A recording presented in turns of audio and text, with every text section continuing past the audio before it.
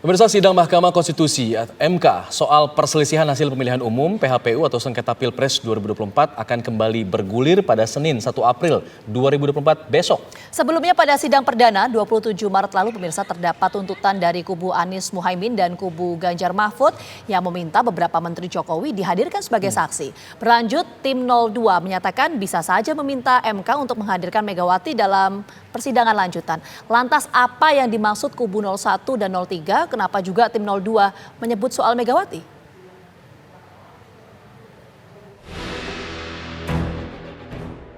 Tim kuasa hukum Anies Muhaimin, Amin, Ari Yusuf Amir meminta Mahkamah Konstitusi MK pada sidang perdana perselisihan hasil pemilihan umum PHPU atau sengketa Pilpres 2024 menghadirkan 4 Menteri Joko Widodo sebagai saksi dalam persidangan selanjutnya.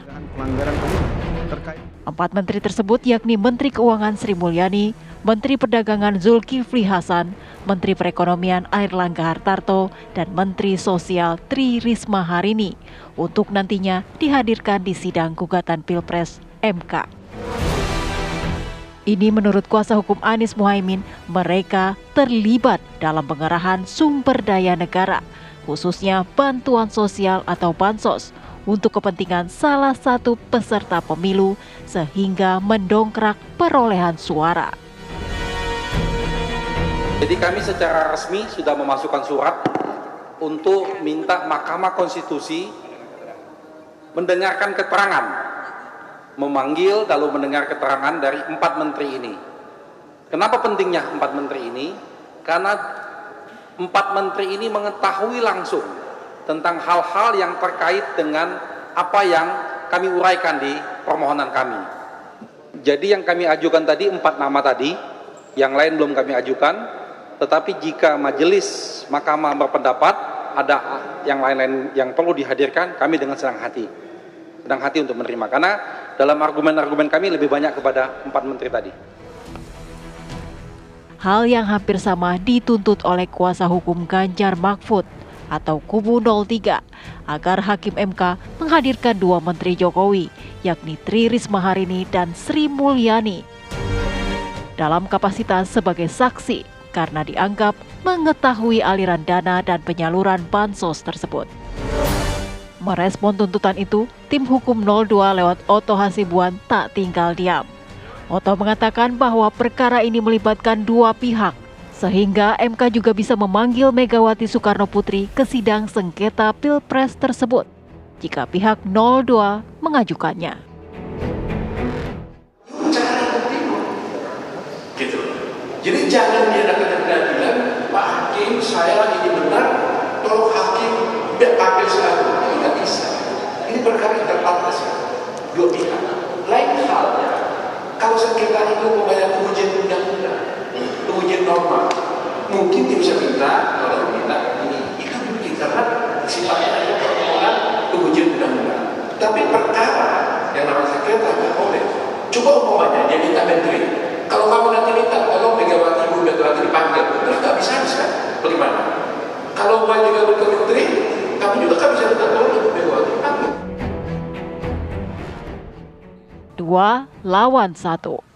Kubu 01 dan 03 seirama meminta MK menghadirkan beberapa menteri Jokowi. Meski jika dihadirkan untuk kapasitas sebagai saksi, apakah mungkin dikabulkan? Dan apakah MK memiliki kewenangan pengawasan terhadap aliran dana APBN dan penyalurannya yang selama ini dijalankan pemerintah?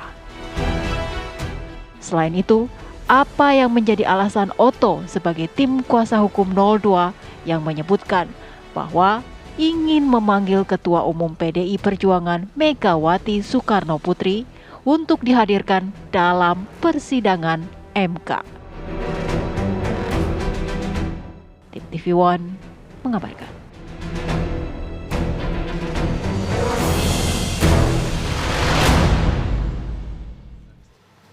Pemirsa, tim hukum 01 meminta agar 4 menteri yaitu Sri Mulyani, Zulkifli Hasan, Erlangga Hartarto, dan Tri Risma hari ini dihadirkan di sidang gugatan Pilpres MK. Alasannya mereka terlibat dalam pengerahan sumber daya negara khususnya bantuan sosial untuk mendongkrak perolehan suara Prabowo Gibran. Ya, hal yang senada dituntut oleh kubu 03 agar sidang MK juga menghadirkan 2 menteri Jokowi.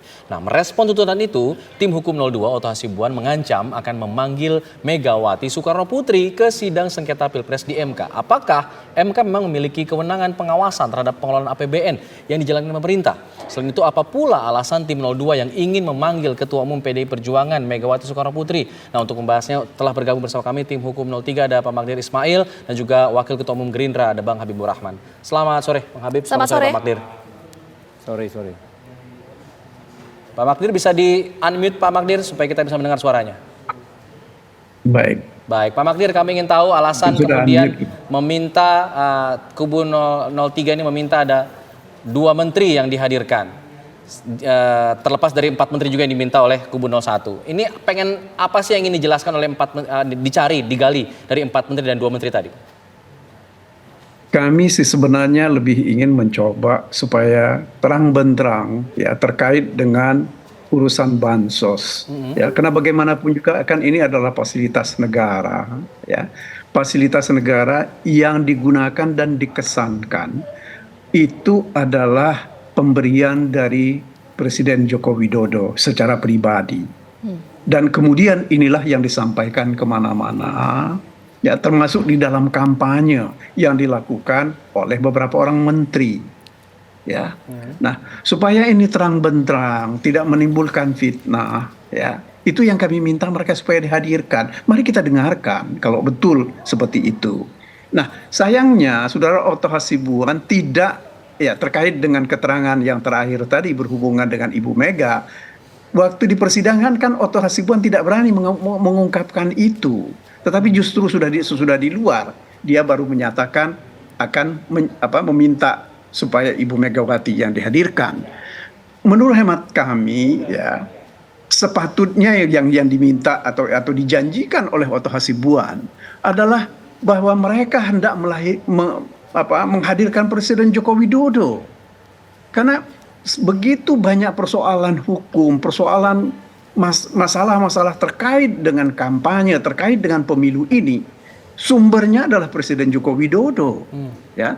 Karena bagaimanapun juga dialah yang menciptakan situasi sehingga seolah-olah ada masalah besar bangsa ini. Karena ketika dia tidak berhasil memperpanjang kekuasaan, maka dia doronglah putranya. Nah, ini kan persoalannya kan dari situ. Oke, artinya Pak Magdir mau bilang bahwa harusnya ada pemanggilan juga terhadap Pak Presiden Joko Widodo, begitu?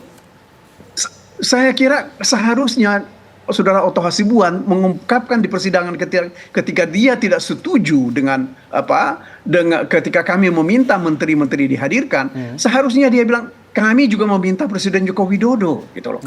Bukan di luar persidangan dia baru bicara meminta Ibu Megawati. Apa relevansinya? Ibu Megawati bukan pejabat publik, dia memang ketua partai. Apakah ada selama ini tindakan beliau selama masa kampanye yang merugikan pihak lain? Kan tidak. Ya. Kita tangkap poinnya Pak Magdir. Ini kan cuma gimmick. Kalau saya lebih melihatnya cuma gimmick aja dari Saudara Otto Hasibuan. Kita tangkap poinnya. Kita langsung menuju ke Bang Habib. Bang Habib, alasan dari 02 ingin memanggil Bu Mega itu apa? Kok tadi katanya Pak Magdir itu hanya gimmick saja. Bagaimana? Saya mau nanya? Ya, silakan. Jawab. Langsung Bang Habib. Ya, kalau saya melihat justru Pak Otto ini kan sedang balas gimmick dengan gimmick. Jadi apa yang disampaikan oleh paslon 1, paslon 3, pertama kan memang tidak sesuai dengan konstitusi yang diturunkan dalam undang-undang kita bahwa sengketa di MK itu kan sengketa hasil. Jadi kalau sengketa kemarin misalnya sengketa proses di Bawaslu mungkin relevan menghadirkan menteri-menteri tersebut.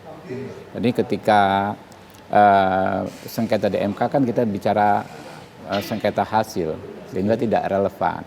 Tapi bagaimanapun kan itu hak sekaligus urusannya paslon 1 dan 3. Karena yang memiliki beban pembuktian itu mereka, ya kan? Aktio incumbit probatio. Orang yang mendalilkan, dialah yang mempunyai beban membuktikan. Silakan saja kalau mereka ingin membuang-buang waktu menghadirkan menteri dan sebagainya, nggak ada relevansinya dengan core-nya perkara di Mahkamah Konstitusi. Nah, tapi kalau kami juga punya kepentingan sebetulnya ya untuk membantah tuduhan-tuduhan tadi, termasuk tuduhan disampaikan senior saya tadi Pak Magdir Ismail bahwa Pak Jokowi karena gagal memperpanjang jabatannya menjadi 2 periode, menjadi 3 periode atau memperpanjang jabatannya, itu kan tuduhan ya yang harus dibuktikan. Tapi kami ini ingin juga membantah ya, apalagi dikaitkan dengan bansos. Nah, kalau dikaitkan dengan bansos dan struktur penyelenggaraan negara, saya pikir banyak juga yang perlu dihadirkan selain 2 menteri. Ada mungkin pejabat-pejabat Badan Intelijen Negara.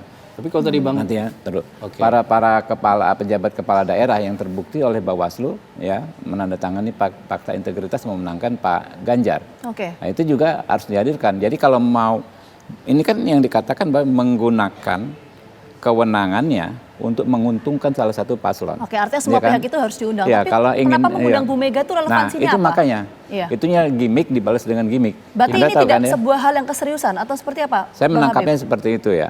Ini gimmick dibalas dengan gimmick. Jadi orang sudah menyampaikan statement yang gimmick ya ditimpali juga dengan gimmick. Ya, ini kan sesama senior lawyer lah ya. Bahasa-bahasa seperti itu kan biasa. Mereka kan dia lemparkan yang terkesan gimmick disambut juga dengan gimmick. Tapi intinya memang di Mahkamah Konstitusi ini sangat tidak relevan ya membahas soal bansos. Oke, pemanggilan menteri adalah gimmick ya. Coba kita sampaikan ke Pak Magdir. Tanggapannya gimana Pak Magdir? Betul nggak itu cuma sekedar gimmick? Ya, saya kira kami itu serius karena apa yang kami sampaikan itu di hadapan persidangan. Ya, kami sampaikan kepada majelis hakim untuk mereka menggunakan kewenangan yang ada pada mereka, bukan di ruang persidangan. Ya. Otto Hasibuan di dalam persidangan, dia keberatan menteri-menteri itu dihadirkan. Tetapi tidak ada satu patah kata pun yang keluar dari pembicaraannya dia di hadapan persidangan bahwa dia hendak memanggil atau meminta dihadirkan pejabat partai. Ya. Kalau kami jelas kok, kami minta supaya mereka yang dihadirkan. Kami punya alasan. Oke, Ya. Pak Magdir, tapi kan Misalnya memanggil Zulkifli 4 menteri atau 2 menteri tadi yang Pak Magdir sebutkan ingin untuk mengurai penggunaan anggaran APBN untuk dalam penggunaan bansos begitu. Tapi apakah MK tidak berwenang untuk menelusuri hal tersebut, Pak Magdir? Menurut kami mereka punya kewenangan. Ketika Bawaslu tidak melakukan kewajiban-kewajiban mereka, kita akan meminta kepada siapa? Hanya berdoa minta kepada Tuhan? Kan tidak. Ini ada lembaga negara sebagai pengadilan, ya. Bawaslu itu adalah kuasi pengadilan. Kalau menurut hemat saya, Bawaslu itu kewenangannya terbatas pada pelanggaran administrasi ringan. Nah, ini dalam hal penggunaan bansos ini bukan pelanggaran administrasi ringan, tetapi ini adalah kejahatan pemilu, ya, yang dilakukan oleh banyak pihak. Justru karena itulah, supaya ini terang benderang, ya, supaya tidak menimbulkan fitnah, kami minta mereka dihadirkan atas kewenangan yang ada pada Mahkamah Konstitusi. Jadi Pak Magdir menyampaikan bahwa MK memiliki kewenangan untuk kemudian menurut hemat kami, kalau mereka hendak mencari penggunaan kebenaran APBN tadi ya. ya. Kita mau ke Bang Habib. Kalau MK mereka punya hendak kewenangan mencari nggak? kebenaran, MK kalau punya mereka hendak mencari kebenaran material, ya, mereka punya kewenangan itu. Oke, kita tangkap poinnya Pak Magdir. Kita mau ke Bang Habib. MK punya kewenangan nggak sih untuk menyelidiki Jelas soal tidak. Jadi, APBN itu? Desain undang-undang kita, Undang-Undang Nomor 7 Tahun 2017, memang kita bikin kamar-kamar yang jelas bahwa pelanggaran administrasi, apakah yang sederhana disebut Pak Magdir tadi atau bahkan yang terstruktur sistematis dan masif itu di Bawaslu. Jadi MK itu tinggal soal perselisihan hasil pemilihan umum. Jadi tentu tidak punya kewenangan. Jadi gini Mbak, jangan karena mereka membuat laporan ke Bawaslu, lalu Bawaslu mengeluarkan putusan yang mengecewakan, nanti menganggap Bawaslu tidak bekerja. Itu pikiran yang menurut saya fatalis. Ya. Kita namanya institusi lembaga peradilan kan nggak bisa sepenuhnya dan selalu mengabulkan apa yang kita mohonkan. Semua itu kan berdasarkan bukti-bukti, saksi-saksi. Intinya alat bukti yang kita hadirkan. Dan kewenangan memutus itu bukan ada pada pemohon. Nggak harus sama. Pemohon menginginkan A, Bawaslu harus memutus A. Kewenangan memutus sudah kita putuskan ada di Bawaslu. Sepanjang Bawaslu sudah melaksanakan tugasnya memanggil para pihak, memeriksa alat bukti, menyelenggarakan persidangan, menyelenggarakan pemeriksaan, maka putusan Bawaslu itu harus dianggap sah. Apalagi ya kalau orang mengabaikan haknya sama sekali dengan tidak membuat pengaduan ke Bawaslu. Jangan sekonyong-konyong minta ini diperiksa di Mahkamah Konstitusi. Nanti Mahkamah Konstitusi ya ketika memeriksa lalu menolak apa yang mereka inginkan ya. Dikatakan lagi Mahkamah Konstitusi tidak adil. Ya lama-lama orang-orang seperti ini saya sarankan membuat Bawaslu sendiri, membuat MK sendiri saja begitu. Jika kemudian nanti MK ternyata menerima permohonan tersebut dan memutuskan untuk menghadirkan 4 menteri tadi yang diminta, apa persiapan dari Bang? Ya itu dia. Ditahan dulu, usai jeda nanti kita akan bahas, dijawabnya setelah jeda. Tetap bersama kami di Kabar Petang.